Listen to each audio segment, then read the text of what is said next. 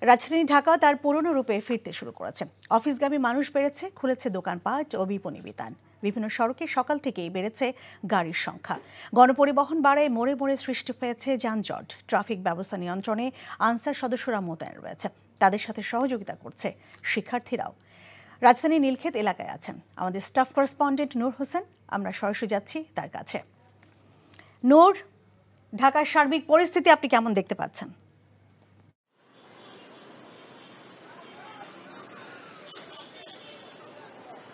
লীনা, আজকে ঢাকার যে চিরচেনা রূপ, অনেক দিন পর, দীর্ঘদিন পর সেই চিরচেনা রূপে ঢাকা ফেরত এসেছে। এবং আজকে সকাল থেকে আমরা রাজধানীর বিভিন্ন জায়গায় ঘুরে দেখেছি এবং রাস্তায় যে যানবাহনের উপস্থিতি, গণপরিবহন, ব্যক্তিগত পরিবহন এবং মানুষের উপস্থিতি, সবটাই সাধারণ যে স্বাভাবিক ঢাকা, প্রায় তার কাছাকাছি সেই স্বাভাবিক ঢাকায় পরিণত হয়েছে। এবং রাস্তায় কোনো ধরনের ট্রাফিক পুলিশ দায়িত্ব পালন করছে না। ট্রাফিক পুলিশের যে দায়িত্বটি এখানে গাড়ির যে নিয়ন্ত্রণ এবং গাড়ির যে ট্রাফিক ব্যবস্থাপনাটি রয়েছে, সেই দায়িত্বে ট্রাফিক পুলিশের কোনো সদস্য কর্মরত নেই।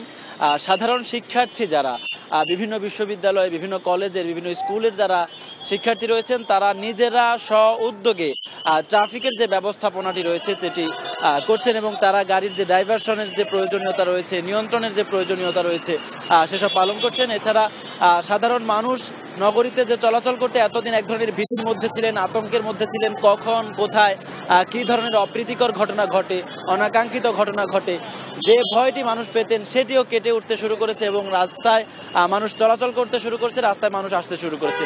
এবং ঢাকা শহর আমরা বিভিন্ন এলাকা ঘুরে দেখেছি, ঢাকা শহরের যে দোকানপাটগুলো রয়েছে সেই দোকানপাটগুলো খুলতে শুরু করেছে এবং অধিকাংশ মার্কেট খুলেছে, এরই মধ্যে দোকানপাট খুলেছে এবং ক্রেতা বিক্রেতাদের যে স্বাভাবিক অবস্থা সেটি আসলে ফিরতে শুরু করেছে। কিছুটা সেই স্বাভাবিকের কাতারে রাজধানী চলে গেছে। দর্শক, আমাদের সহকর্মী নূর হোসেনের কাছ থেকে জানছিলাম আজকের ঢাকার সার্বিক চিত্র।